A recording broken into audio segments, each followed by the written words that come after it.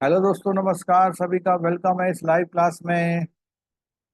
सभी को नमस्कार, सभी का वेलकम है इस लाइव क्लास में। एक बार ऑडियो वीडियो की क्वालिटी को कंफर्म कर दीजिए। सभी को नमस्कार, सभी का वेलकम है इस लाइव क्लास में। एक बार ऑडियो वीडियो की क्वालिटी को प्लीज कंफर्म कर दीजिए।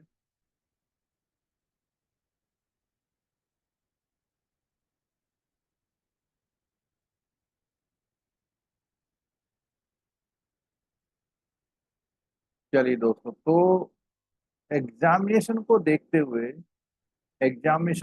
हुए और हमने शुरू कर दिया है ये रिवीजन, जिसको हम महा रिवीजन भी बोल सकते हैं। रिवीजन हमने कर दिया है और आप जल्दी से अब आंसर देना स्टार्ट कर दीजिए।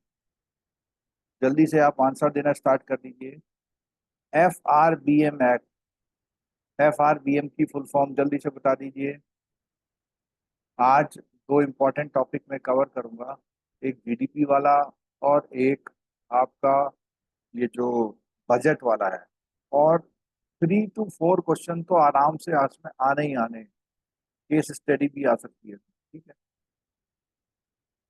सभी का वेलकम है इस लाइव क्लास में। चलिए, तो पहला क्वेश्चन है FRBM एक्ट, जल्दी से आंसर कर दीजिए।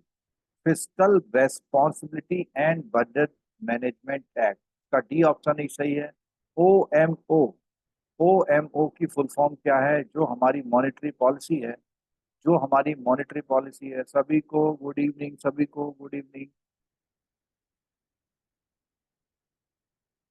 OMO, open market operation. Open market operation से मतलब यह है कि जितनी भी गवर्नमेंट की सिक्योरिटीज हैं, उनकी ट्रेडिंग के लिए आप आरबीआई के अलावा भी कहीं पर ओपन मार्केट में अपना डील कर सकते हैं। ठीक है, तो जो है दूसरे का आंसर बी नहीं है, C is the correct answer. छोटी मोटी मिस्टेक्स हो सकती हैं आपसे। Interest rate at which the demand and supply are equal, तो हमने ये क्वेश्चन पहले भी किया था। केवल 5 सेकंड में आंसर कीजिए, केवल 5 सेकंड में आंसर कीजिए। पहले भी क्वेश्चन किया था। डिमांड एंड सप्लाई इक्वल होती है, इक्विलिब्रियम रेट होता है उसका। इसका आंसर होता है इक्विलिब्रियम रेट। ठीक है, इन्वेस्टमेंट रेट इक्विलिब्रियम रेट होता है। ठीक है, चलिए। बैंक रेट को दूसरे नाम किस नाम से जानते हैं? जल्दी से बताइए। बैंक रेट को दूसरे किस नाम से जानते हैं? हमने लास्ट क्लास में कवर किया था कि बैंक रेट में सिक्योरिटीज देते तो हैं बैंक, लेकिन वापस नहीं लेते। और अगर सिक्योरिटी देते हैं तो वापस नहीं लेते, इसका मतलब डिस्काउंट करा देते हैं। ठीक है, तो यहाँ पर डिस्काउंट रेट भी बोलते हैं। Which is primary objective, primary objective क्या है? मोबिलाइजिंग रिसोर्सेस है, प्रमोटिंग एलोकेटिंग इफिशिएंसी है, reducing inequality in income and wealth है, और प्रमोटिंग इकोनॉमिक ग्रोथ है। FRBM की प्राइमरी रेस्पॉन्सिबिलिटी क्या है?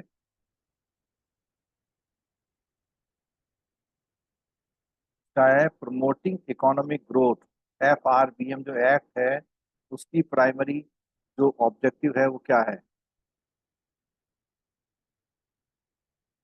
नेक्स्ट है, in order to combat inflation, जल्दी से बता दीजिए, बहुत जल्दी। इन्फ्लेशन से कॉम्बैट लड़ाई करनी है, क्या करेंगे? मैं आपको हेल्प कर देता हूँ। इस कंडीशन में सेंट्रल बैंक बूस्ट करता है cash reserve ratio. Cash reserve ratio से बैंकों में फंडिंग की कमी आती है, इसलिए होता है। ठीक है, विच इज नॉट एडिशनल ऑब्जेक्टिव, जो FRBM एक्ट है उसका एडिशनल ऑब्जेक्टिव इनमें से कौन सा नहीं है? बेसिकली दो तरह के ऑब्जेक्टिव होते हैं, प्राइमरी और additional. Which is not additional objective, इनमें से कौन सा एडिशनल ऑब्जेक्टिव नहीं है? ये जो इस समय स्क्रीन पे दिख रहा है, इसमें से एक क्वेश्चन आपके एग्जाम में पूछा जा सकता है। जो हमारी फिस्कल पॉलिसी जब बनाई जाती है, फिस्कल पॉलिसी के एक प्राइमरी ऑब्जेक्टिव है और एक एडिशनल। प्राइमरी ऑब्जेक्टिव होता है promoting economic growth and maintaining price stability in the economy, दो प्राइमरी ऑब्जेक्टिव है। और ये एडिशनल है। तो हमारे जो इसमें ऑप्शन दिख रहे हैं, तो इसमें जो maintaining price stability in the economy है वो हमारा कौन सा ऑब्जेक्टिव है, प्राइमरी। और इसने कहा कि कौन सा एडिशनल नहीं है, तो D is the correct answer. Main objective of the FRBM act, FRBM act की का मेन ऑब्जेक्टिव क्या है?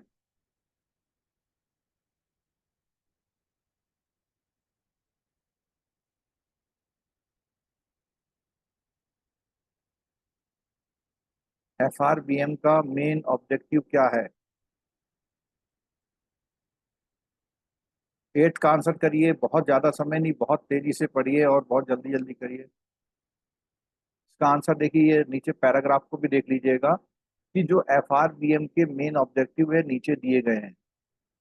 Achieve long-term macroeconomic stability, to introduce prudential debt management, to introduce transparent fiscal management system, or to remove fiscal impediments and providing a medium-term framework for budgetary implementation। तो यहाँ पे फर्क क्या है? यहाँ लिखा हुआ क्रेडिट मैनेजमेंट, यहाँ लिखा हुआ डेट मैनेजमेंट, इसलिए इसका आंसर क्या होगा? बी होगा। इसलिए इसका आंसर बी होगा क्योंकि इसने लिखा हुआ है to introduce prudential credit management, जबकि देखो एफआरबीएम एक्ट का मतलब है सरकार को जो बजट मैनेजमेंट करना है, तो बजट मैनेजमेंट में लोन मैनेजमेंट नहीं करना, डेट मैनेजमेंट करना है। तो जो सरकार जो कर्जा लेती है उसको हम क्रेडिट ना बोल के क्या बोलते हैं? डेट बोलते हैं, डेट कर्जा बोलते हैं, ठीक है। तो ये जो है अलग तरह का कर्जा होता है और क्रेडिट एक नॉर्मल लोन होता है। तो ये ध्यान रखना, इसमें क्या है, बी वाले में यहाँ क्रेडिट लिखा हुआ है और हमने सही आंसर में क्या है इसका? डेट है, ठीक है। The effective revenue deficit is, बहुत आसान सा क्वेश्चन है कि रेवेन्यू डेफिसिट, हालांकि ये अभी हम आगे वाले टॉपिक में भी करने वाले हैं, आने वाले टॉपिक में भी करने वाले हैं, रेवेन्यू डेफिसिट क्या होता है, बहुत सिंपल सा क्वेश्चन है। नाइन्थ का आंसर करिए, सब लोग पार्टिसिपेट करिए और ये सब पार्टिसिपेशन आपको हेल्प करने वाला है।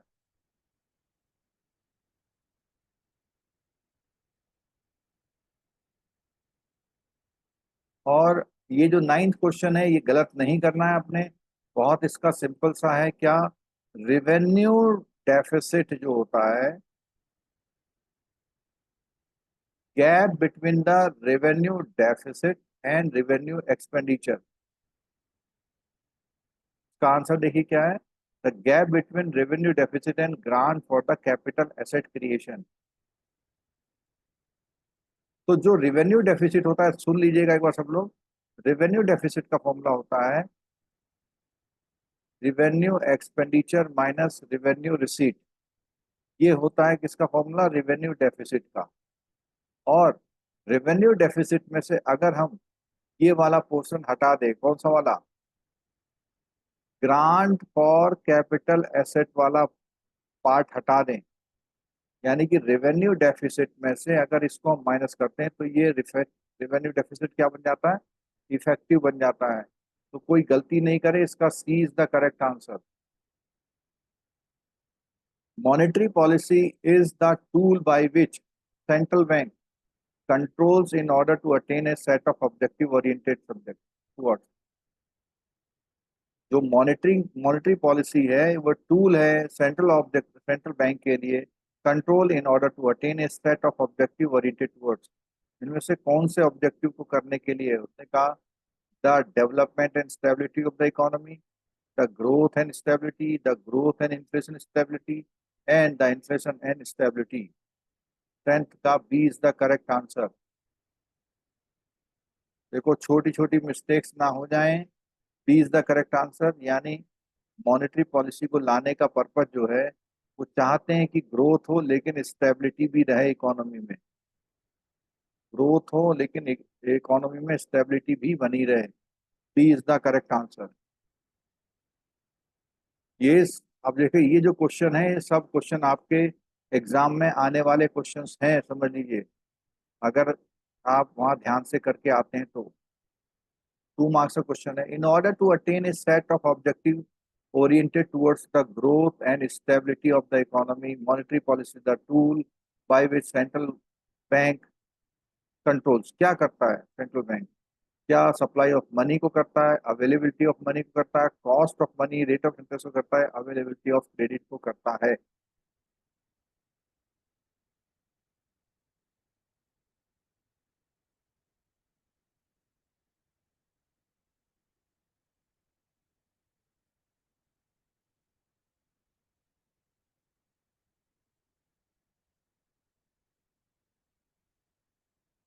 देखिए इसका आंसर सही है, फर्स्ट, थर्ड एंड फोर्थ।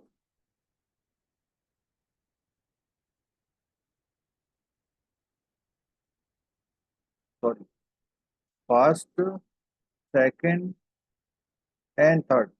इसका सी जो होगा सही आंसर होगा, यानी सप्लाई ऑफ मनी को करता है, अवेलेबिलिटी ऑफ मनी को करता है, और कॉस्ट ऑफ मनी, यानी कि हमारा इसमें आंसर होगा 1 2 3। तो ये C will be the correct answer. इसमें जो सी होगा, C will be the correct answer. C जिन्होंने दिया है वो आंसर सही है। जब हमने शुरू में देखा था, मॉनेटरी पॉलिसी के पर्पस देखे थे, ठीक है। थर्ड वाला बिल्कुल होगा, कॉस्ट ऑफ मनी, लोगों को मनी किस रेट में मिले, इस बात को भी मॉनेटरी पॉलिसी डिसाइड की जा कर जाता है। तो इसका answer C will be the correct answer. Monetary policy which statement is not correct? Monetary policy के बारे में इसमें से कौन सा स्टेटमेंट करेक्ट नहीं है? देखिएगा ध्यान से, monetary theory provides insight to how to craft the optimum. तो हमारी जो मॉनेटरी पॉलिसी है वो किसकी मॉनेटरी थ्योरी से ही बनती है। दूसरा, monetary policy referred as either being an expansionary policy, increase the total supply of money income. इनकी तो हमने बात कही थी कि एक्सपेंशनरी पॉलिसी वो होती है जहां पर एक्सपेंशनरी पॉलिसी वो होती है जहां पर हम मनी ऑफ सप्लाई को इंक्रीज करते हैं। कॉन्ट्रैक्शनरी पॉलिसी होती है जहां पर हम डिक्रीज करते हैं। तो ये तीनों भी जो है हमारे ठीक है, और इसने बोला हुआ विच स्टेटमेंट इज इनकरेक्ट। ठीक है, तो ये भी देख लीजिए, expansionary policy is traditional use to combat inflation in recession by lowering interest rate. While अगर हम देखो, अगर हम रेट ऑफ इंटरेस्ट कम कर देंगे तो हम कभी भी इससे नहीं लड़ पाएंगे, ये गलत लिखा हुआ है। ठीक है, तो यहाँ पर क्या होगा, लोअरिंग इंटरेस्ट इंटरेस्ट रेट की जगह यहाँ पे क्या होगा, कॉम्बैट इन्फ्लेशन नहीं है, अनएम्प्लॉयमेंट। ठीक है, चलिए नेक्स्ट क्वेश्चन है फिस्कल। चलिए इसमें आंसर पहले से कोई बात नहीं। फिस्कल पॉलिसी का इसमें से कौन सा स्टेटमेंट करेक्ट नहीं है? देख लीजिए, फिस्कल पॉलिसी हमने बताया था गवर्नमेंट की क्या करती है, गवर्नमेंट की एक्सपेंडिचर जो होते हैं और टैक्स के बारे में कंट्रोल करती है। Fiscal policy which statement is not correct? The government spending, tax policies, और इन रेस्पॉन्स टू और to influence macro economic conditions like aggravate demand inflation. तो हमने देखा था जब हम फिस्कल पॉलिसी को समझ रहे थे, तो ये तीनों जो है हमारे फिस्कल पॉलिसी के पार्ट हैं। लेकिन foreign relation to export rate fiscal policy का पार्ट नहीं है। तो जो 13 है, 13 का डी आंसर है सही, यानी कि वो कह रहे नॉट करेक्ट। नॉट करेक्ट के कार्ड में कौन सी हो जाएगा? चलिए, the role of the bank rate as an instrument of monetary policy has been very limited in India because these basic। क्यों bank of bank rate limited options की तरह उभर के आया है, क्यों ज्यादा हम इसका यूज नहीं कर पाए हैं? पहला बोलता था structure of interest rate is not automatically link with the bank rate. बिल्कुल ठीक है, हमारे वहाँ जो रेट्स हैं लोन के रेट, वो बैंक रेट से कनेक्टेड नहीं है। बिल्कुल ठीक है, ठीक है। और commercial bank enjoy specific refinance facility may not necessarily discount their eligible security with RBI दर। यानी उनके पास अलग से भी रीफाइनेंस फैसिलिटीज अवेलेबल है। The bill market is under develop, हमारे वहाँ बिल मार्केट उतना ज्यादा डेवलप नहीं हुआ है। तो इसका आंसर है, तीनों वो रीजन है जिनकी वजह से हमारे वहाँ बैंक रेट का ज्यादा फेमस नहीं हो पाया है। बैंक रेट हमारे वहाँ ज्यादा नहीं हो पाया, उसका रीजन यही है। ठीक है,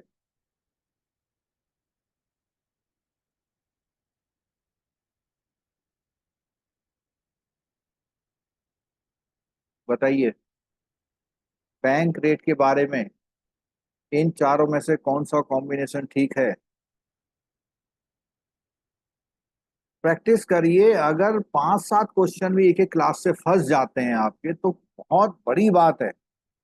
लगातार हमारी क्लास चल रही है, अगर 5-7 क्वेश्चन भी लगातार फंस जाते हैं ना तो बहुत बड़ी बात।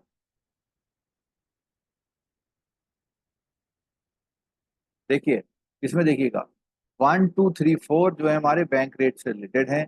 ये लॉन्ग टर्म होता है और इसमें प्लेजिंग नहीं करती, सीधे क्या करते हैं बैंक रेट में, डिस्काउंटिंग करते हैं। ठीक है, मैनेज करते हैं control credit supply of the country, और ये डिस्काउंट रेट के नाम से जाना जाता है। तो ये चारों स्टेटमेंट बैंक रेट के हिसाब से ठीक। एमएसएफ, एमएसएफ के बारे में कौन सा स्टेटमेंट ठीक है या नहीं है? ये सब क्वेश्चन एग्जाम में आने वाले क्वेश्चन हैं, बहुत हल्के हल्के क्वेश्चंस भी कई बार नहीं मिलते हैं। आप सामने क्वेश्चन को पढ़ लीजिए एक बार। एमएसएफ के लिए कौन सा स्टेटमेंट ठीक है?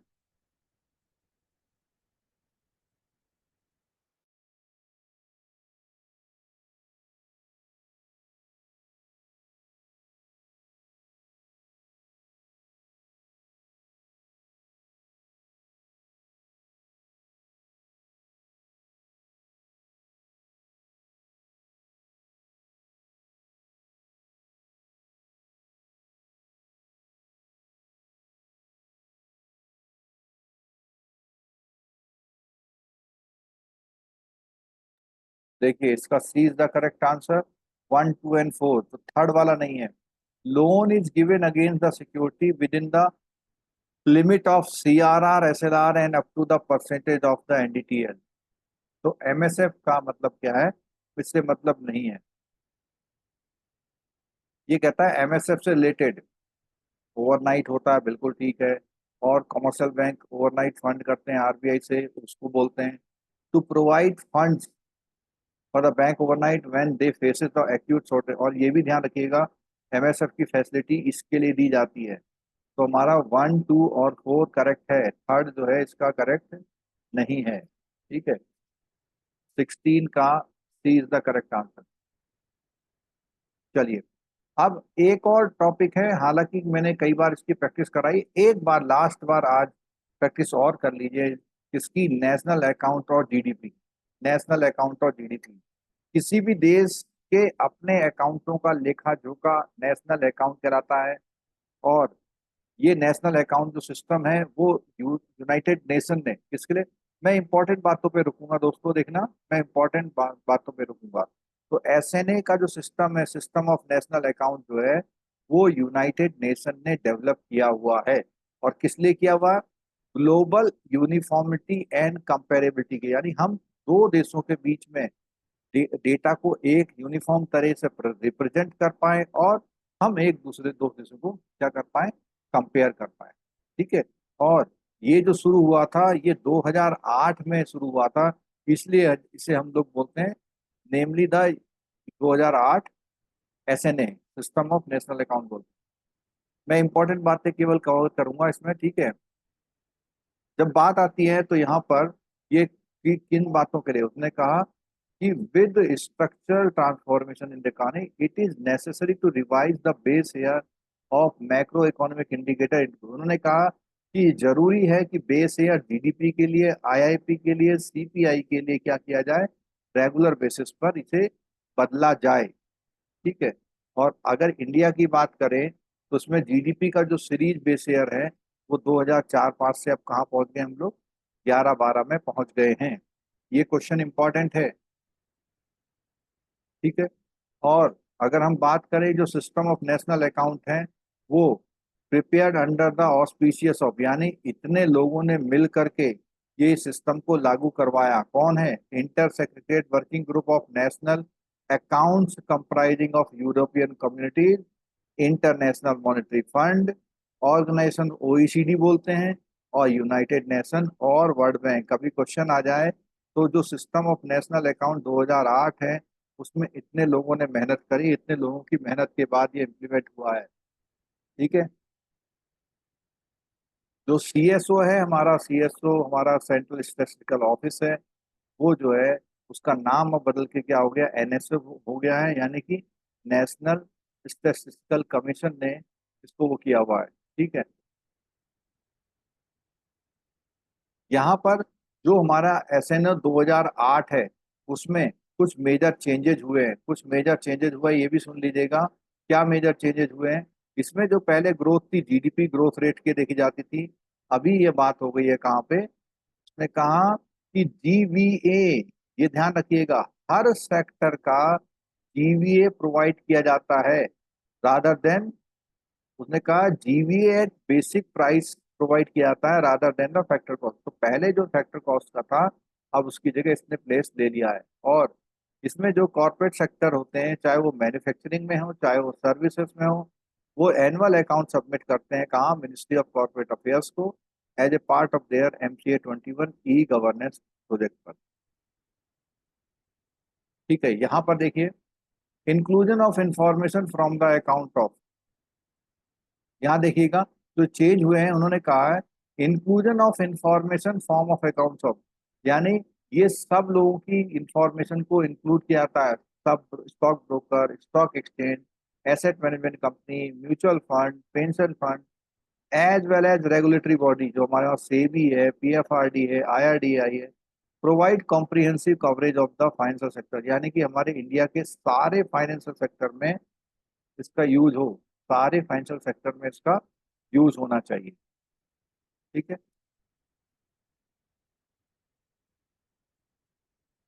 और ये ध्यान रखिएगा कि अब जो है हमारा जो बेस ईयर है वो क्या हो गया, 2011-12 हो गया है, ये ध्यान रखिएगा। ठीक है। चलिए, रेगुलर पूरा टॉपिक हमने कवर किया, लेकिन अभी मैं जो है आपको सिर्फ वो चीजें टच कराने की कोशिश कर रहा हूँ जिससे जो है आपका एग्जाम में कोई हेल्प मिले, जिससे एग्जाम में आपको हेल्प मिले। ठीक है।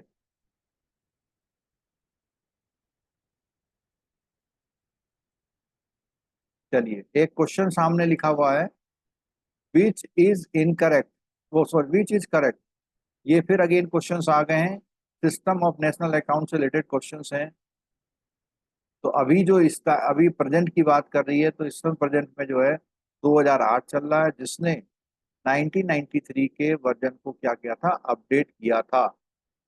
1993 के जो SNA वो था उसको क्या किया था, अपग्रेड किया था। विच इज करेक्ट, बता दीजिए, इनमें से कौन सा करेक्ट है? आप ध्यान रखिए, SNA किसने डेवलप किया, यूनाइटेड नेशन ने।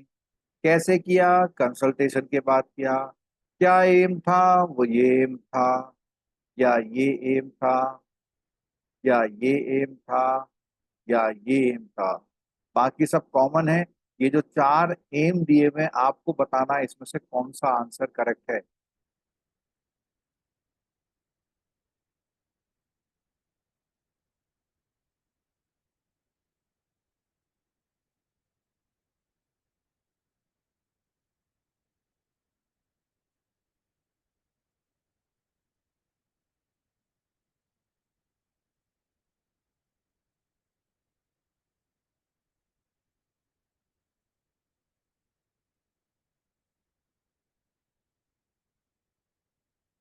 चलिए, देखिए डी वाला सही है, इसमें ध्यान रखिए, हमने अभी थोड़ी देर पहले ग्लोबल यूनिफॉर्मिटी एंड कंपेरेबिलिटी के सब दिए लाया गया, सेकंड का डी आंसर सही है।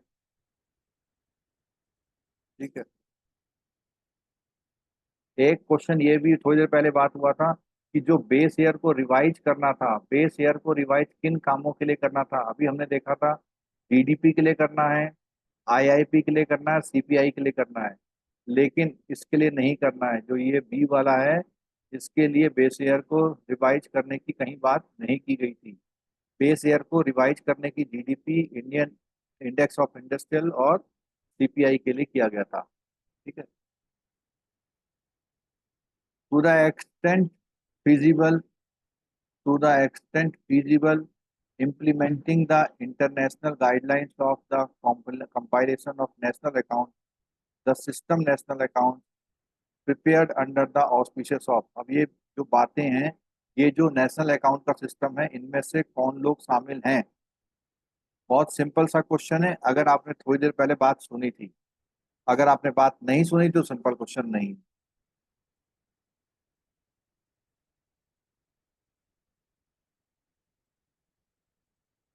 फोर्थ का, उसने कहा हुआ है कि जब हम इसकी बात कर रहे थे ना, तो कौन इसमें नहीं है, इसमें बात करता है, ये वाला इसमें शामिल नहीं है। तो इतनी कॉमन मिस्टेक क्यों कर रहे हैं आप लोग भाई? सिस्टम ऑफ नेशनल अकाउंट को डेवलप करने वाले ये तीन लोग थे, ये बिल्कुल नहीं थे। वैसे तो पांच लोग थे पूरे, ये पांच लोग नीचे लिखे हुए हैं, ये पांच लोग थे, इसमें कहीं पर भी इसका नाम नहीं है। ये क्वेश्चन रिपीट नहीं है।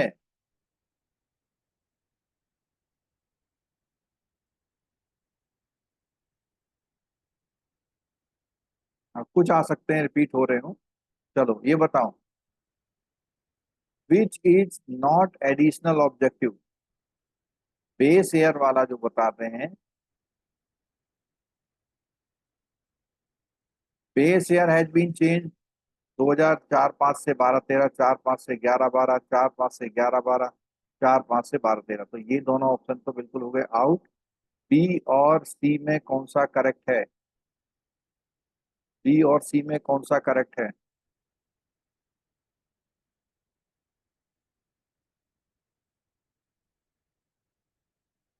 यहाँ पे लिखा हुआ एवरी 3 ईयर, यहाँ लिखा हुआ 5 ईयर। तो अब तो क्लियर हो गया बिल्कुल, C is the correct answer, C is the correct answer. Basically आपको आता तो है, लेकिन जो टाइम पढ़ने में लग सकता है उसके लिए ऐसा है, ठीक है। तो सी इज द करेक्ट आंसर, ठीक है। जीडीपी कंप्यूटेशन, जीडीपी जो है may be calculate three ways. कैसे? प्रोडक्शन स्टैंड पॉइंट से, इनकम वाले से, और फाइनल यूटिलाइजेशन की तरह से जीडीपी होता है। जीडीपी की अभी बात करेंगे तो कितने मेथड से होती है? GDP as per national account income accounting के लिए तीन मेथड होते हैं, एक्सपेंडिचर होता है, इनकम होता है, और प्रोडक्ट वाइज मेथड होता है। जिसमें से अगर स्क्रीन को आप देख पा रहे हैं तो एक क्वेश्चन कई बार इससे आता है। ये जीडीपी के प्रोडक्शन मेथड का फॉर्मूला है। GDP consumption, investment, government expenditure, export और माइनस इंपोर्ट। इंडिविजुअल जो भी हाउस होल्ड खर्च करते हैं वो, इन्वेस्टमेंट जो भी बिजनेस इन्वेस्टमेंट होता है, गवर्नमेंट की जो स्पेंडिंग होती है, इन तीनों पे मिला करके एक्सपोर्ट में से इंपोर्ट माइनस करते हैं। ये स्क्रीन पे रखा हुआ है, एक क्वेश्चन आने वाले एग्जाम का है। चलो, इनकम अप्रोच की बात करें तो इनकम में तीन मेजर कंपोनेंट कौन कौन से होते हैं? कंपनसेशन ऑफ एम्प्लॉय होता है, प्रॉपर्टी इनकम होता है, production taxes and depreciation on capital होता है। एम्प्लॉय का मतलब होता है जो जो जो लोग काम करते हैं उनकी तनख्वाह वगैरह की बात है। प्रॉपर्टी इनकम का मतलब है जो लोग कॉर्पोरेट का प्रॉफिट है, के प्रोपराइटर की इनकम है, और इंटरेस्ट एंड रेंट्स की इनकम है। प्रोडक्शन टैक्सेस की बात करें, डेप्रिसिएशन ऑन कैपिटल है। GDP at market price measures the value of output at market price after adjusting the effect of the indirect taxes। ये देख लीजिएगा, ये जो यहाँ पर ये लिखा हुआ है इसको बिल्कुल समझ जाइए। फैक्टर कॉस्ट पे जीडीपी कैसे निकलती है? मार्केट प्राइस पर अगर हम इनडायरेक्ट टैक्सेस को माइनस कर दें और सब्सिडी को प्लस कर दें, यानी कि इस फॉर्मूले को हम इस तरह लिख सकते हैं, इनडायरेक्ट टैक्स प्लस सब्सिडी लिख, ठीक है। नेशनल इनकम की बात होती है। नेशनल इनकम में ये जो कंपोनेंट है, अगर आपने नहीं सुने तो हो सकता है आपको वहां पे दिक्कत हो जाए। नेशनल इनकम में क्या है कि जो लोग इनकम कर रहे हैं, चाहे वेज, रेंट, इंटरेस्ट, डिविडेंड या प्रॉफिट से कर रहे हैं इनकम, सरकार का ओपनिंग स्टॉक क्या है, मिक्स इनकम सेल्फ एम्प्लॉयड की क्या होती है, गवर्नमेंट डायरेक्ट टैक्स से कितना कमाती है, बाहर से नेट फैक्टर इनकम क्या है, और value of production of self consumption क्या है। ठीक है। चलिए, प्रोडक्ट अप्रोच क्या कहती है? प्रोडक्ट अप्रोच का फॉर्मूला ये है, ये हमने लास्ट टाइम बताया था। जीडीपी मार्केट प्राइस पर अगर हम जीडीपी मार्केट प्राइस में से डेप्रिसिएशन एनएफए का एडजस्टमेंट कर दें और उसके बाद हम इनडायरेक्ट टैक्स उसका कर दें तो नेशनल इनकम बनती है, या हम उसे एक तरह से हम ये भी बोल सकते हैं जीडीपी एट फैक्टर कॉस्ट भी बोल सकते हैं। ठीक है। रियल जीडीपी वो होती है जो आपके किसी बेस ईयर से वैल्यू निकाल के होती है। नॉमिनल जीडीपी वो होती है जो टुडे के प्राइस पर होती है। ये स्ट्रक्चर फॉर्मूला है, कई बार हमने बता दिया है इसमें। ये स्क्रीन पर एक क्वेश्चन आपका पक्का वाला ये रहा है, स्क्रीन पर एक पक्का वाला क्वेश्चन, फैक्टर कॉस्ट क्या होती है। फैक्टर कॉस्ट वो होती है जो प्रोडक्शन में के समय में जितने भी फैक्टर यूज होते हैं उनकी कॉस्ट, यानी जिस समय प्रोडक्शन हो रहा होता है। ठीक है। बेसिक प्राइस क्या होता है, उन्होंने कहा जो प्रोड्यूसर फैक्ट प्रोडक्शन करने के बाद परचेजर से लेता है, यानी रॉ मटेरियल आया उसमें प्लस हुआ प्लस हुआ प्लस हुआ इज इक्वल टू आ गया फैक्टर कॉस्ट। ठीक है। फैक्टर कॉस्ट में इसमें से थोड़ा सा प्रॉफिट जोड़ा, उसने क्या है सेल कर दिया, सेल करने के बाद आगे भी सेल किया तो फिर मार्केट प्राइस आ जाता है। ठीक है। तो ये सिस्टम है। पहले फैक्टर कॉस्ट होती है जिससे कोई भी प्रोडक्शन होता है, उसमें बेसिक प्राइस यानी कि उसके द्वारा लगाए हुए प्रॉफिट वगैरह चीज़ों की बात होती है, और या उसे कोई सब्सिडी मिलती है या उसे टैक्स लगता है वो चीज़ें, और मार्केट प्राइस ये होती है। ठीक है। चलो, ये क्वेश्चन आपके एग्जाम में रखा हुआ, मैं बिल्कुल टाइम नहीं लगाऊंगा, लेकिन याद कर लीजिए ये क्वेश्चन आपके एग्जाम में रखा हुआ मिलेगा कि जीडीपी का एक्सपेंडिचर मेथड का बेसिक फॉर्मूला ये होता है।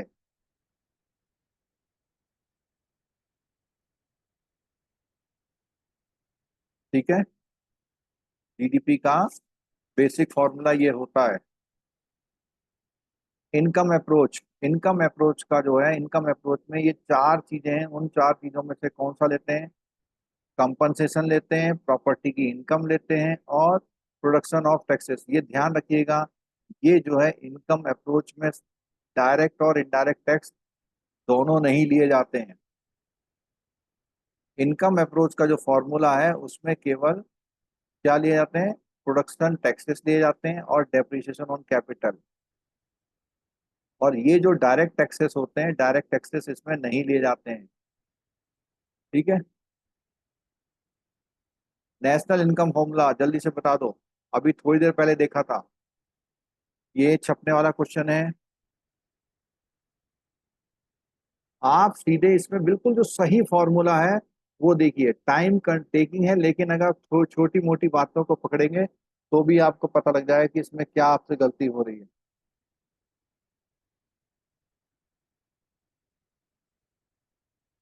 चलिए मैं सीधा फॉर्मूला बताता हूँ। अभी थोड़ी देर पहले हमने देखा था कि जो वेज रेंट है, इंटरेस्ट है, डिविडेंड है, अनडिस्ट्रीब्यूटेड प्रॉफिट है, उसके अलावा पब्लिक एंटरप्राइज का ओपनिंग स्टॉक भी इनकम में आता है, mix income from self employed, direct tax collected by government, net factor income from abroad, और वैल्यू ऑफ प्रोडक्ट। अभी थोड़ी देर पहले हमने इसको देखा भी था, बी वाला। प्रोडक्शन अप्रोच में ये बहुत अच्छा क्वेश्चन है, प्रोडक्शन अप्रोच में कितने सेक्टर इंक्लूड किए जाते हैं। तो ये बिल्कुल स्टेट अवे आंसर याद रख लीजिए। इस समय हम बहुत ज्यादा एक्सप्लेनेटरी मोड में नहीं है, ज्यादा से ज्यादा चीज आपके सामने आ जाए ऐसी हम कोशिश कर रहे हैं।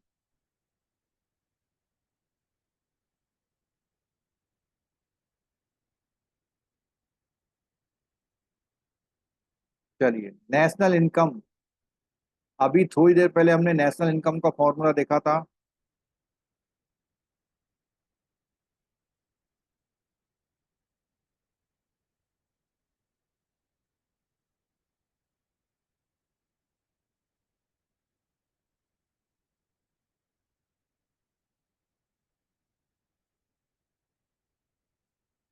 देख लीजिए,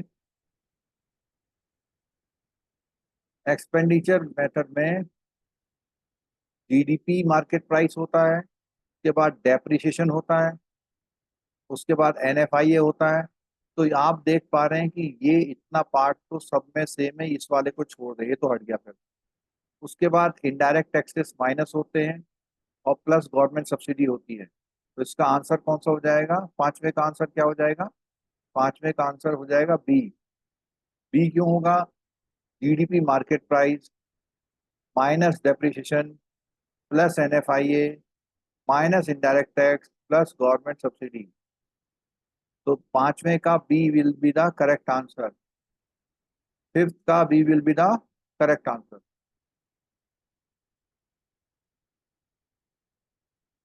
फैक्टर कॉस्ट इसमें से कौन सी होती है? अभी थोड़ी देर पहले हमारी बात हुई थी कि फैक्टर कॉस्ट कौन सी होती है।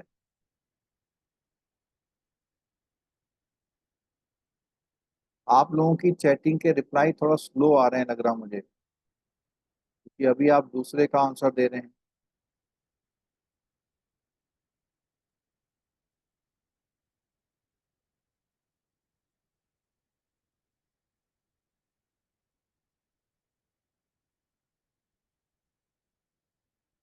चलिए, फैक्टर कॉस्ट।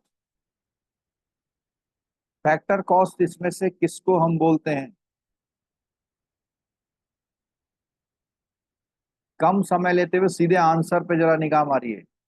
इसका आंसर है, it is total cost of all the factors of production consumed और used in producing the goods and services. तो कौन सा आंसर हो जाएगा इसमें?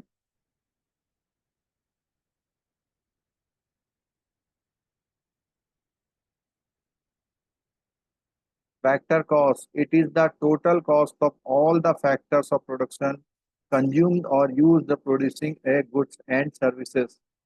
आंसर नीचे दिया हुआ है, तो आंसर क्या हो जाएगा इसका? D will be the correct answer. नीचे दिया भी है, इंडिकेशन दिया हुआ है फैक्टर कॉस्ट किसे कहते हैं। अगर मैं पूछूं सी वाला आंसर क्या होगा, आप कोई बता सकते हैं सी का आंसर क्या होना चाहिए?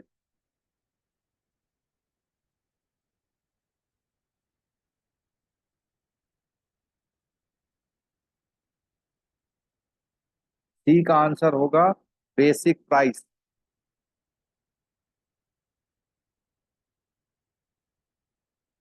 चलिए नेक्स्ट क्वेश्चन। बेसिक प्राइस, अब बहुत आसानी से दे दीजिए आंसर। अगर आपने ये आंसर दे दिया तो मैं समझ रहा हूँ कि आप लोग अच्छी लर्निंग कर रहे हैं, अच्छा सीख रहे हैं।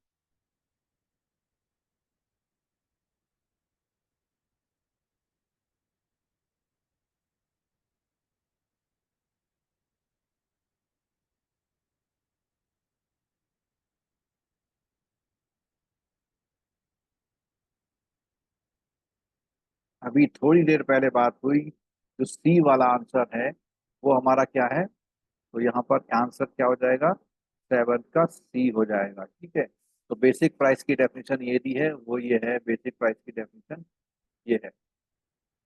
बेसिक प्राइस की डेफिनेशन नीचे दी हुई है, वो ये है। ठीक है, सेवन क्वेश्चन का आंसर सी होगा। ठीक है, चलो। चलिए, अब यहाँ पे डेफिनेशन पहले दे दी आपको, और आपसे पूछा हुआ है ये किस चीज की डेफिनेशन है? Price at which A product is sold in the market. It include cost of production, rent, interest, input prices. It also include the tax imposed by the government and subsidy provided by the। बहुत simple है। आपको बाजार में कोई भी चीज जो बेची जाती है वो कौन से प्राइस में बेची जाती है? Market price. ठीक है, तो आठवें का कौन सा आंसर हो जाएगा? आठवें का D will be the correct answer. ठीक है, D will be the correct answer. चलिए, जीबी एट बेसिक प्राइस।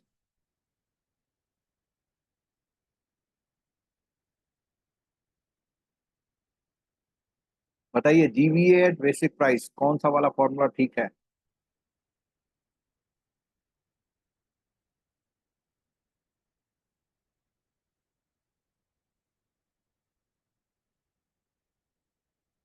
यहाँ पे थोड़ा सा फर्क किया हुआ, eight market price, eight factor cost, practice of measuring it by GNP eight market price, और जीडीपी एट फैक्टर कॉस्ट। यहाँ पे कहीं पे जीडीपी यूज है, कहीं पे एनडीपी यूज है, कहीं पे जीएनपी यूज है, कहीं पे बहुत कंफ्यूजिंग वाला वेरी क्लोज वाला आंसर है। देखिए, इसका आंसर नीचे देख लीजिए कि डीवीएट बेसिक प्राइस क्या होती है। पहली बात तो है क्या है, कंपाइल फ्रॉम द 2011 से शुरू किया गया। दूसरी बात है जीडीपी एट फैक्टर कॉस्ट। जो जीडीपी एट फैक्टर कॉस्ट होती है उसकी जगह पर अब हम लोग क्या यूज कर रहे हैं, जीवीए एट बेसिक प्राइस का फंडा यूज कर रहे हैं ईच एंड एवरी सेक्टर के लिए। ठीक है, जल्दी से बता दिए जीवीए एट बेसिक प्राइस का फॉर्मूला कौन सा होता है। जल्दी से बता दिए जीवीए एट बेसिक प्राइस का फॉर्मूला क्या होता है।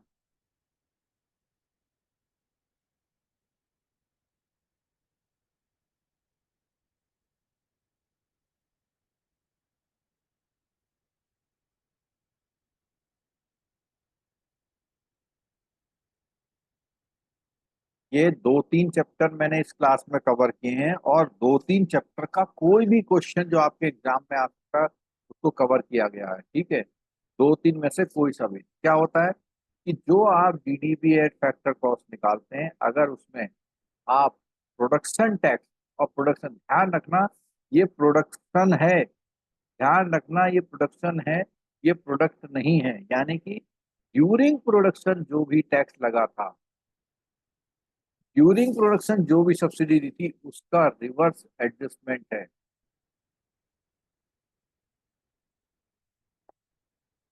अगर हम फैक्टर कॉस्ट में प्रोडक्शन के टैक्सेस को जोड़ दें, सरकार की दी हुई सब्सिडी को एडजस्ट कर दें, तो हम बना पाते हैं सेंट का डी। ठीक है,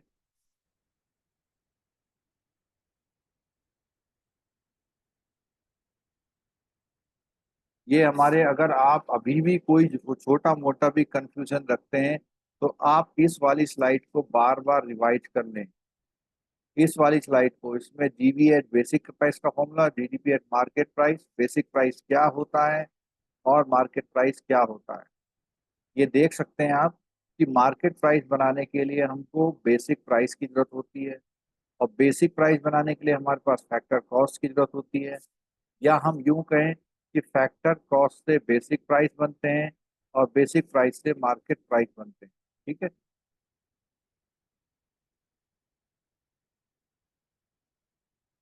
हमने एक बात करी थी कि आजकल जो है डीबीए पे बात हो रही है, जीडीपी से हट करके हम आजकल डीबीए पे बात कर रहे हैं।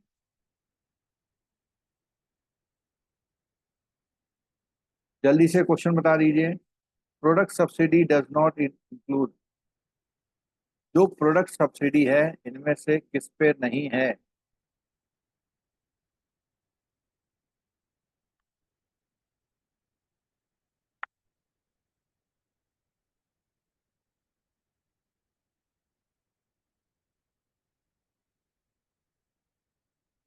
चलिए, इसका आंसर है दोस्तों सी, पेंशन एक अलग तरह का मैटर है, इसीलिए पेंशन को जो है प्रोडक्ट सब्सिडी में इंक्लूड नहीं किया जाता है। अगर हमने किसी कंपनी को इंटरेस्ट सब्सिडी दी है ना तो वो भी प्रोडक्ट सब्सिडी है, पेट्रोलियम में दी तो वो भी प्रोडक्ट सब्सिडी है, फर्टिलाइजर में, क्योंकि ये सब क्या है, प्रोडक्ट को बनाने के कारण है। पेंशन का इसमें कोई रोल नहीं होता है।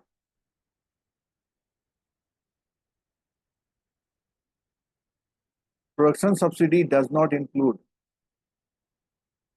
अभी जो पिछला क्वेश्चन था प्रोडक्ट था, इसमें क्या है,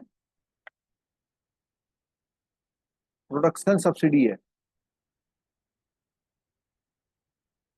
डज नॉट इंक्लूड। तो यहाँ पे हिंट दिया हुआ है आपको कि railway input subsidies to farmer, subsidy to the village and small industry, administrative subsidy to the corporation and cooperative.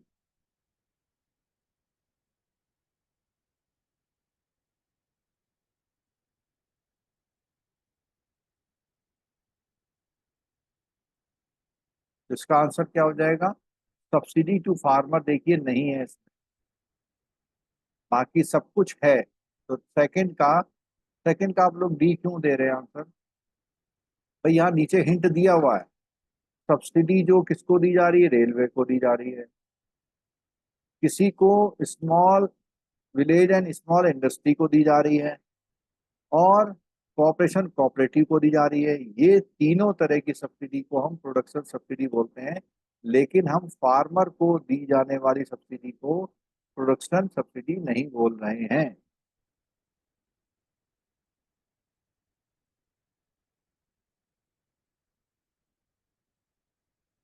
Production taxes, अब बताओ production taxes does not include. नीचे हिंट दिया हुआ, देख के आंसर दे दो, कोई इशू नहीं है। हमारा पर्पज है कि आप ज्यादा से ज्यादा सीख करके जाएं, आपको गलत आंसर का अफसोस कराना नहीं है। अभी भी देख लीजिए, प्रोडक्शन टैक्स जो होता है वो some of the example production tax क्या है, लैंड रिवेन्यू है, ये वाला है। स्टैम्प फीस, ये वाला है। Registration fees on the tax of proportion, ये वाला है। यानी ये जो है ये म्यूनिसिपल टैक्सेस प्रोडक्शन टैक्सेस नहीं है। बेसिकली ये डेवलपमेंट में काम किया जाता है।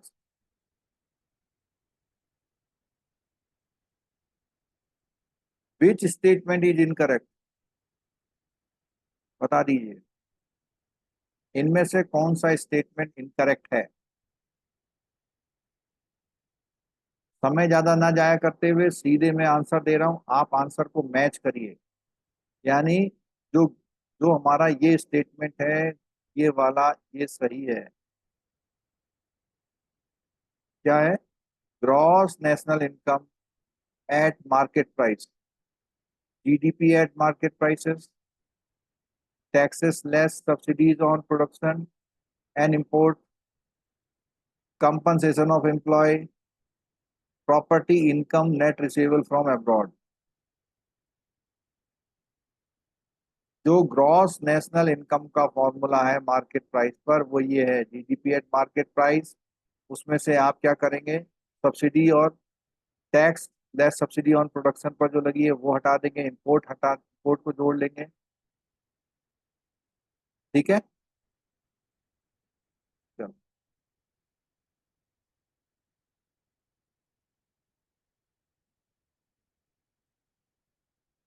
एक पॉइंट आता है कि जीडीपी को उतना अच्छा क्यों नहीं माना जा रहा है। जीडीपी को इसलिए अच्छा नहीं माना जा रहा है कि जीडीपी के साथ अगर हम लोग एचडीआई को, ह्यूमन डेवलपमेंट इंडेक्स को भी रेफर करें तब अच्छा रहेगा। क्योंकि वो जो है किसी कंट्री का प्रॉपर डेवलपमेंट शो नहीं करता है, प्रॉपर डेवलपमेंट शो नहीं करता है। ठीक है। और इसमें एक क्वेश्चन आपसे ये पूछा जाता है कि कौन सा न्यू कॉन्सेप्ट चल रहा है आजकल, जिसका नाम क्या है, ग्रीन जीडीपी। तो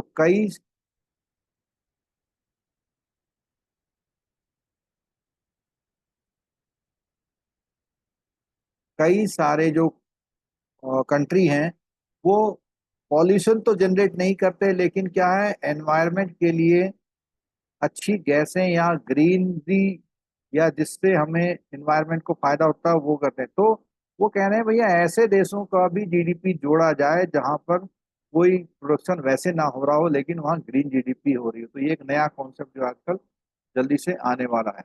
ठीक है।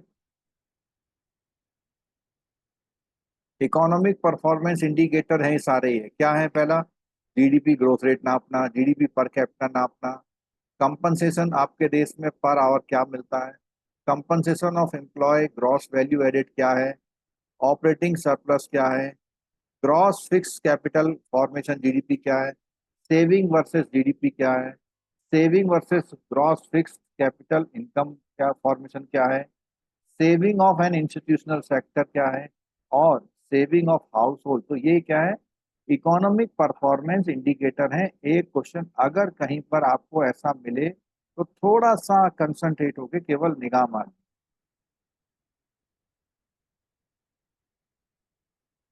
ठीक है, चलो। ये फॉर्मूले बार बार अब रिवाइज हो गए हैं। अब मैं केवल जो आपको थोड़ा सा हेल्प कर सकती है, क्योंकि मुझे अभी इसके बाद अगला, हाँ, एक क्वेश्चन इसको इस स्क्रीन में लिख लो। आप मुझे बताइएगा जरूर, क्या इस स्क्रीन से एक क्वेश्चन आया है? चाहे तो आप अभी स्क्रीनशॉट ले लीजिए और स्क्रीनशॉट ले करके डिस्कस करेंगे जब कल एग्जाम हो जाएगा परसों। तो देखो, पर्सनल इनकम में कौन कौन से कंपोनेंट होते हैं। पर्सनल इनकम में प्राइवेट इनकम से अनडिस्ट्रीब्यूटेड प्रॉफिट, कॉर्पोरेट प्रॉफिट और रिटेन अर्निंग को और टैक्स को माइनस किया जाता है, ये होता है। अब बात आती है प्राइवेट इनकम क्या होती है। तो प्राइवेट इनकम ये होती है जिसको हम नेशनल इनकम में से income from property, entrepreneurship, commercial and administrative enterprises की इनकम हटाएं। उसके अलावा saving of non departmental enterprise of the government हटाएं। प्लस जो हमारे कंट्री ने जो कर्जा ले रखा उस पर लगा हुआ ब्याज जोड़ दें। Plus net current transfer from government, government कितना नेट करंट ट्रांसफर करती है, plus current transfer of from abroad. इतना एडजस्टमेंट अगर हम नेशनल इनकम से करें तो ये बनता। तो अगर हम एक सिंपल क्वेश्चन आपसे पूछे, देखिए सबसे पहले हम लोगों ने क्या पढ़ा, नेशनल इनकम निकालना। नेशनल इनकम में कुछ एडजस्टमेंट निकालेंगे तो हमारी प्राइवेट इनकम निकलती है। प्राइवेट इनकम में कुछ एडजस्टमेंट करेंगे तो हमारी पर्सनल इनकम निकलती है। और अगर हमारी पर्सनल इनकम निकल जाए तो हम उसमें से क्या निकालते हैं, पर्सनल डिस्पोजेबल इनकम निकालते हैं। मेरा कहना फिर ये है कि भैया ये तीन जो फॉर्मूले हैं आप रटें समझें कुछ भी करें, आपके एग्जाम में आने वाला एक फिक्स क्वेश्चन ये है।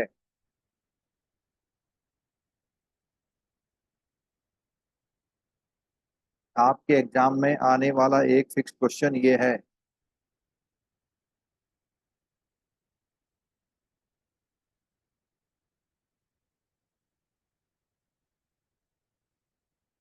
एक बार जोर जोर से आप लोग इसको पढ़िए, क्योंकि ये कल एग्जाम में रखा हुआ क्वेश्चन मिलने वाला है।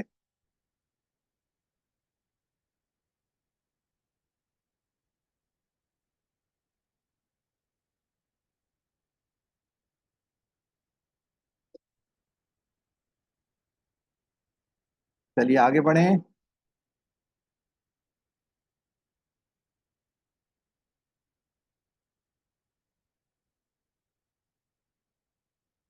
एक क्वेश्चन थोड़ा सा बेसिक कॉन्सेप्ट से यहाँ बन सकता है कि रियल एनएनपी क्या होती है।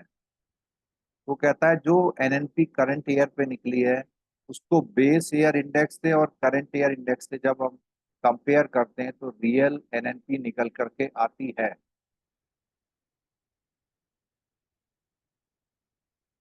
यानी कि अगर मान लिया किसी ने कहा हमारे वहाँ एनएनपी 600 है और हमारा बेस ईयर का इंडेक्स है 180 और करंट ईयर का इंडेक्स है 200, तो आप नेचुरल मानिए कि रियल एनएनपी क्या होगी, माइनस होके आएगी। आप यकीन मानिए कि आपकी जो रियल इनकम आएगी वो क्या आएगी, कम होके आएगी। ठीक है।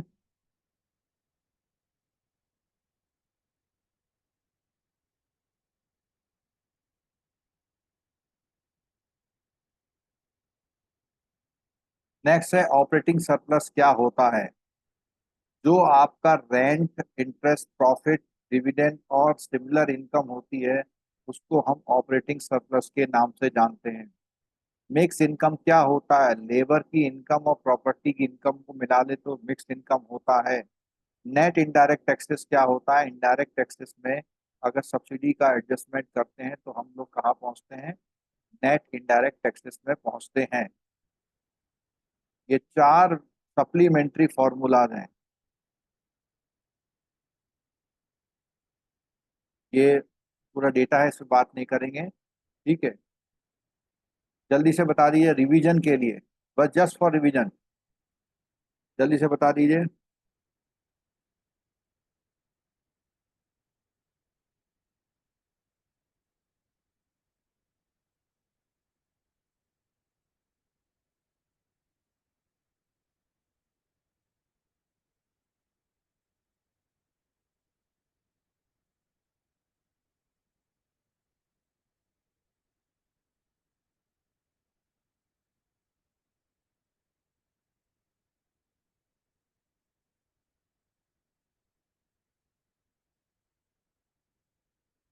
चलिए इसका आंसर है बी।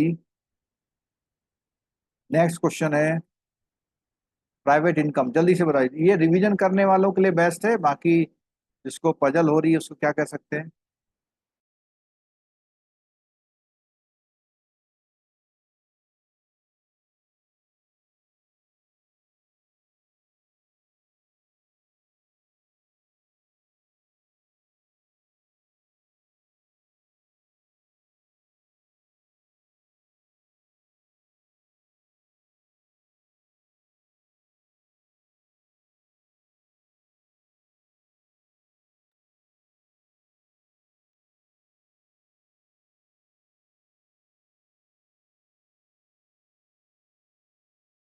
चलिए, तो इसका आंसर क्या हुआ अपना? Private income, national income. ये प्राइवेट इनकम का फॉर्मूला है। जो सेकंड नंबर क्वेश्चन है, सेकंड नंबर क्वेश्चन का सी ऑप्शन ठीक है। प्राइवेट इनकम नेशनल इनकम से बनती है, जिसमें हम इन इनकम को माइनस करते हैं, सेविंग डिपार्टमेंटल को हटाते हैं, और जो नेशनल कर्जे पे हमने, जो भी हमने देखो, जो हम नेशनल डेट पे पेमेंट दे रहे हैं वो हमारा इनकम का पार्ट होता है, तो प्राइवेट इनकम के फॉर्म में आता है। ठीक है, देखो इसको याद करने की कोशिश कर लो, मैंने तो बोल दिया, एक एक मार्क्स आप नहीं छोड़ना चाहते तो।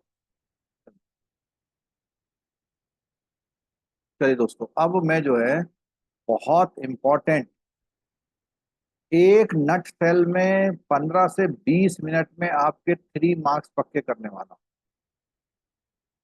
3 मार्क्स। इंटरेस्टेड हैं तो क्लास में बने रहिएगा। यूनियन बजट के से क्वेश्चन से आने वाले 3 मार्क्स।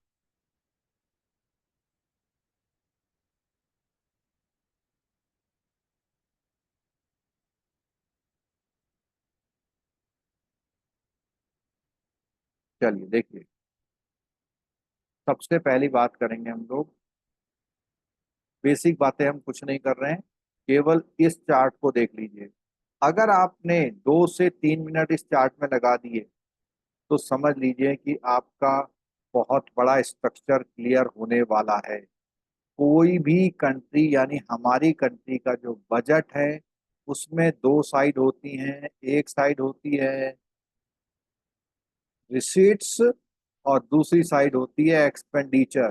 2 साइड्स होती हैं, एक साइड होती है रिसीट्स और दूसरी साइड होती है एक्सपेंडिचर। ठीक है, अगर हम रिसीट की बात करें तो पहला पार्ट होता है हमारा रिवेन्यू रिसीट और दूसरा होता है कैपिटल रिसीट। रिवेन्यू रिसीट होती हैं जो हर साल रेगुलर बेसिस पे आती है। कैपिटल रिसीट होता है जो हम लोग या तो किसी से कर्जे के रूप में या किसी से मदद के रूप में अपनी कंट्री में कुछ बड़ा इंफ्रास्ट्रक्चर डेवलपमेंट वगैरह के लिए लाते हैं।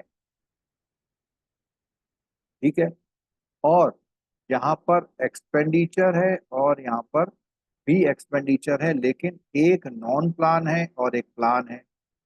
नॉन प्लान में भी दो अगेन होते हैं, प्लान में भी दो होते हैं, रिवेन्यू एंड कैपिटल। यानी कि एक्सपेंडिचर, रिवेन्यू और कैपिटल दोनों तरह की होती है, चाहे वो नॉन प्लान में हो चाहे प्लान में। एक स्ट्रक्चरल क्वेश्चन इस स्क्रीन से आपको मिल सकता है, एक स्ट्रक्चरल क्वेश्चन आपको इस स्क्रीन से मिल सकता है। चलिए आगे बढ़ते हैं। अगर केवल रिसीट की बात करें तो जैसे हमने पहले देखा था कि ये जो हमारी रिवेन्यू काइंड की रिसीट होती है, उसमें पहला पार्ट जो हमने टैक्स में देखा था, तो गवर्नमेंट इतने तरह के टैक्सेस लेती है। और सबसे अच्छी बात है कि जो भी टैक्स रिवेन्यू आता है उसमें से दो चीजें माइनस करती है, क्या? कि नेशनल कैलेमिटी कंटीजेंसी फंड में कुछ पैसा ट्रांसफर करती है और राज्यों का जो शेयर होता है वहां ट्रांसफर करती है। तो सरकार के पास बजट में नेट बचता है, उसका नाम है net tax revenue. Net tax revenue. उसके बाद दोस्तों बात आती है non tax revenue. Non tax revenue में सरकार इतनी तरह से सरकार इतनी तरह के से इनकम करती है जो कि टैक्स की इनकम नहीं होती है। यानी कि सरकार को इंटरेस्ट की आमदनी, सरकार को डिविडेंड आमदनी, सरकार को बाहर से होने वाली ग्रांट मिलना, सरकार को नॉन टैक्स रिवेन्यू मिलना, और सरकार को यूनियन टेरिटरी से पैसा मिलना। ये सारा जो पैसा मिलना होता है वो नॉन टैक्स रिवेन्यू का पार्ट होता है। और अगर हम रिवेन्यू रिसीट की बात करते हैं तो उसमें टैक्स रिवेन्यू और नॉन टैक्स को अगर हम ऐड कर दें तो ये हमारे लेफ्ट साइड का पार्ट बजट का पूरा होता है। और अगर हम लेफ्ट साइड में दूसरी रिसीट जो कि कैपिटल होती है उसकी बात करें तो वो भी हमारे पास सामने दिखाई दे रही है। क्या दिखाई दे रही है? कि भैया नॉन डेट रिसीट, यानी ऐसा पैसा जो कर्जे के रूप में ना लिया गया हो। तो जो लोन हमने कभी दिया होता है वो लोन दिया हुआ आज वापस आ रहा है। जो हमने कहीं कॉरपोरेट में इन्वेस्टमेंट किया हुआ है तो उनका हम प्राइवेटाइजेशन जब करते हैं तो प्राइवेटाइजेशन से जो पैसा आता है वो ये होता है। ठीक है। डेट रिसीट, डेट रिसीट की अगर हम बात करते हैं तो market borrowing, securities, state provident fund, other receipt, external debt, ये इतने तरह का पैसा आता है। डेट रिसीट यानी कि इतने तरह का कर्ज सरकार किसी ना किसी तरह से लेती है, चाहे वो मार्केट से उठाए, चाहे अपनी सिक्योरिटी इशू करे, चाहे वो स्टेट के प्रोविडेंट फंड हो, चाहे वो कहीं और से रिसीट लेके आए, चाहे बाहर से कर्जा ले। और कैपिटल रिसीट जो होती है नॉन डेट और डेट रिसीट का प्लस कर दें तो ये आता है। ठीक है, ये हमने रिसीट बताया। और अब टोटल रिसीट की बात करेंगे तो सिंपल सी बात है कि भैया जो हमने रिवेन्यू रिसीट लाए, जो हमने कैपिटल रिसीट लाए, और जो हमने पुराने कैश में से पैसा उठा लिया। आपने अक्सर सुना होगा कि सरकार ने आरबीआई का पैसा उठा लिया, तो आरबीआई के पास जो कैश बैलेंस होता था, अगर मान लिया $10 बिलियन है और आज $3 बिलियन रह गया, तो इसका मतलब $7 बिलियन सरकार ने अपने पास लिया। और सरकार जो भी पैसा अपने पास अरेंज करती है उसे हम क्या बोलते हैं?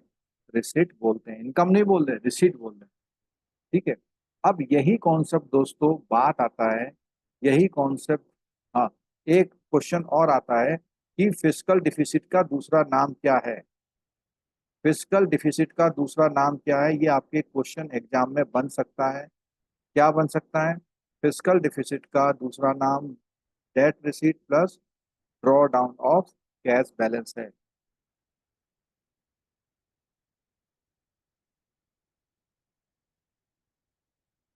ठीक है।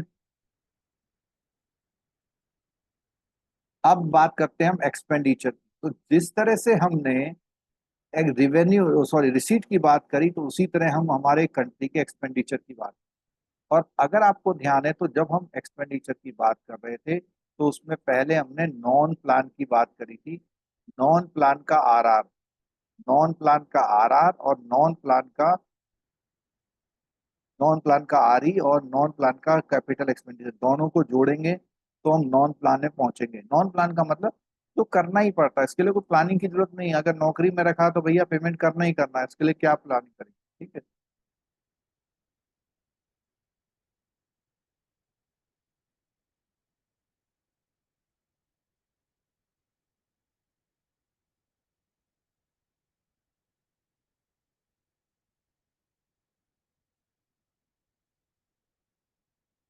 ठीक है, ये इतने तरह के एक्सपेंडिचर हैं जो रिवेन्यू यानी खाया, शाम को खाया और खत्म हो गए।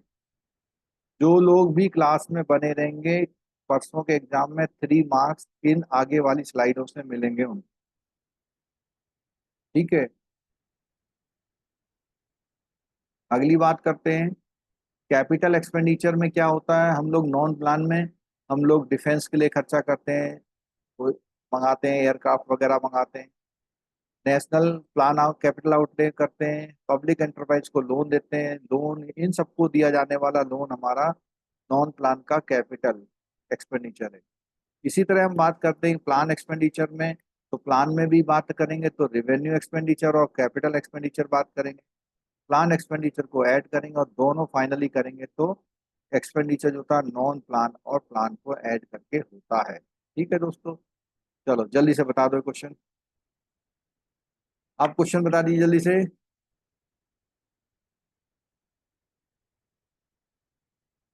नॉट करेक्ट पूछा हुआ।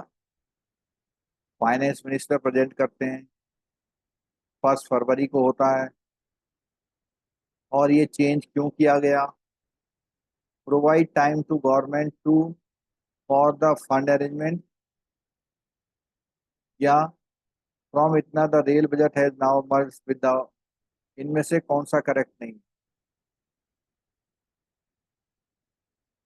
देखो ये तो हमारे करेक्ट हैं, ए बी सी करेक्ट है, सी वाला नहीं है। चलो जल्दी से बता दो, कौन सा ग्रॉस टैक्स रिवेन्यू का एग्जाम्पल नहीं है?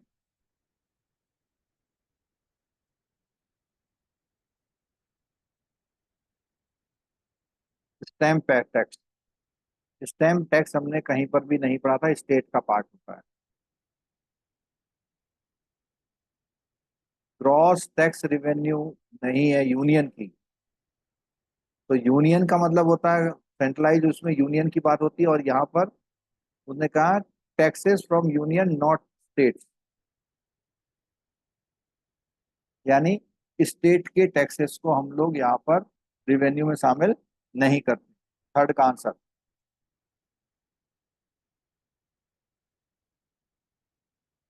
चलिए, विच item is non tax revenue, बताइए आइटम। एक क्वेश्चन तो सीधा यही मिलने वाला है आपको एग्जाम में।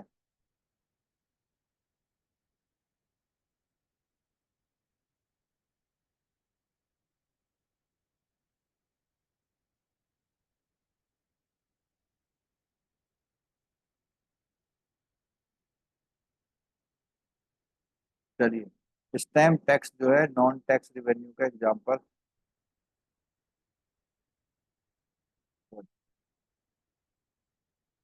अदर टैक्स रेवेन्यू, देखो नॉन टैक्स रेवेन्यू की, तो देखो हम लोग बात करेंगे कि ये भी नॉन टैक्स है, ये भी नॉन टैक्स है, ये भी नॉन टैक्स, और जैसे ही हम टैक्स रेवेन्यू बोल रहे हैं तो यहाँ सब जाएगा। अब ये है आपका 3 नंबर के क्वेश्चन। दोस्तों, ये फॉर्मूले हैं। पहला फॉर्मूला, रेवेन्यू डेफिसिट क्या होता है, सिंपल है। रेवेन्यू एक्सपेंडिचर में से अगर आप रेवेन्यू रिसीट माइनस करेंगे, रेवेन्यू एक्सपेंडिचर में से रेवेन्यू रिसीट माइनस करेंगे, ये आएगा। दूसरा है gross fiscal deficit. Gross fiscal deficit में है कि जो आपका टोटल एक्सपेंडिचर है, क्या है, जो आपका टोटल एक्सपेंडिचर है उसमें से आप रेवेन्यू रिसीट और नॉन डेट रिसीट को माइनस करेंगे, तो टोटल एक्सपेंडिचर में से ये माइनस करेंगे तो आपका बनेगा ग्रॉस फिस्कल डिफिसिट बनेगा। और ग्रॉस फिस्कल डिफिसिट से नेट करने के लिए आप क्या करेंगे, जो आपका ग्रॉस फिस्कल डिफिसिट है, ग्रॉस फिस्कल डिफिसिट में से नेट लैंडिंग को एडजस्ट कर देंगे, यानी आपने जो अदर कंट्री को लोन्स दिया हुआ है वो हटा दो, क्योंकि फिस्कल डिफिसिट ये शो करता है कि आपने कितना लोन लिया हुआ है। अगर आपने लोन 10 लाख का लिया हुआ, किसी को 2 लाख का लोन दे रखा है, तो इसका मतलब आपका नेट लोन 8 लाख का ही है। अगला फैक्टर है ग्रॉस प्राइमरी डिफिसिट। ठीक है, ग्रॉस प्राइमरी डिफिसिट क्या है, जो आपका ग्रॉस फिस्कल डिफिसिट आया है उसमें से आप क्या करेंगे, आप इंटरेस्ट पेमेंट को माइनस करेंगे। ठीक है, नेट आता है नेट, तो ये ध्यान रखना, ग्रॉस से भी नेट पे आए हैं और ग्रॉस से नेट पे भी आए हैं और ग्रॉस से नेट पे भी आए हैं।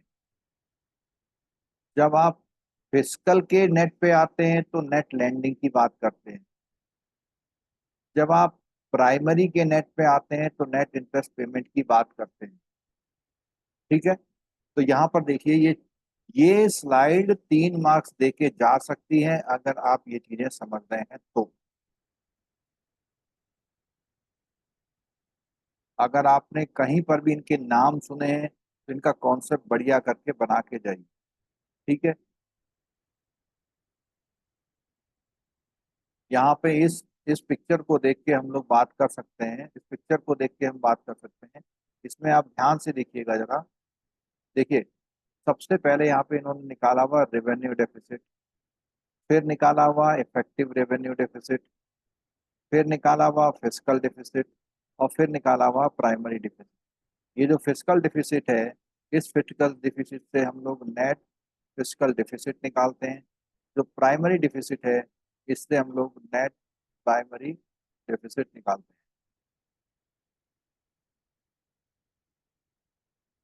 ठीक है,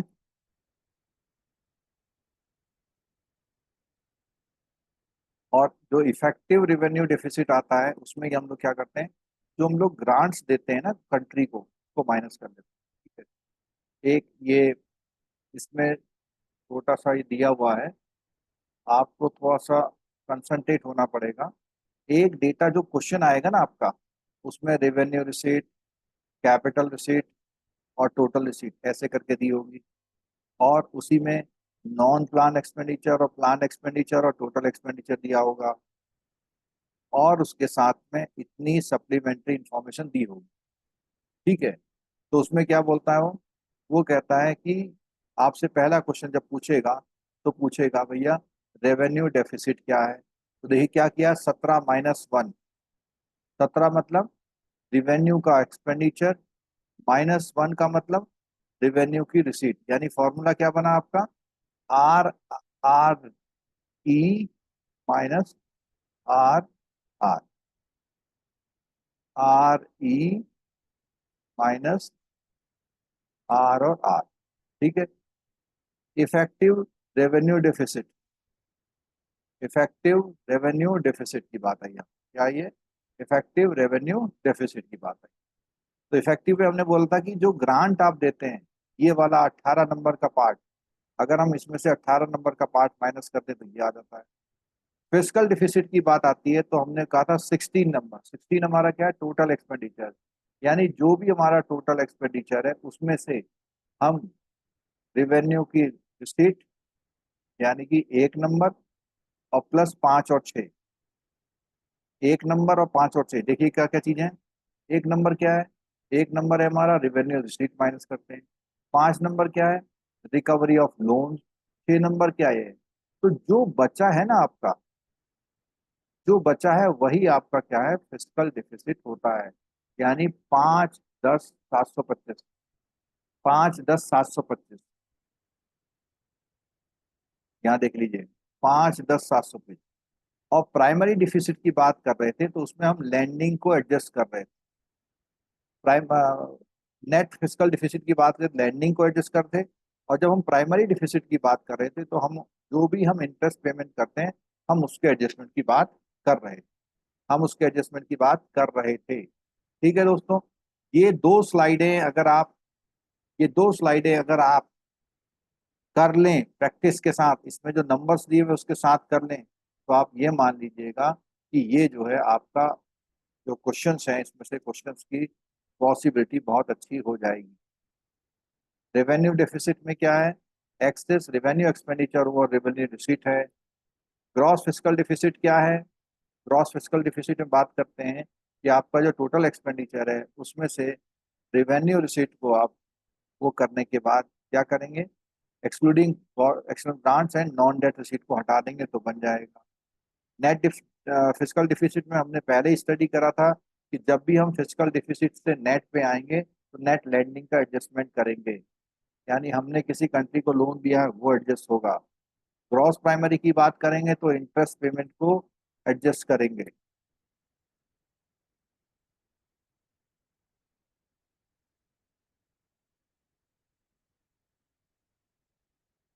ठीक है दोस्तों, तो अब मैं उम्मीद करता हूं कि आप ये दो चीजें जो है बहुत अच्छी तरह से करके आने वाले हैं।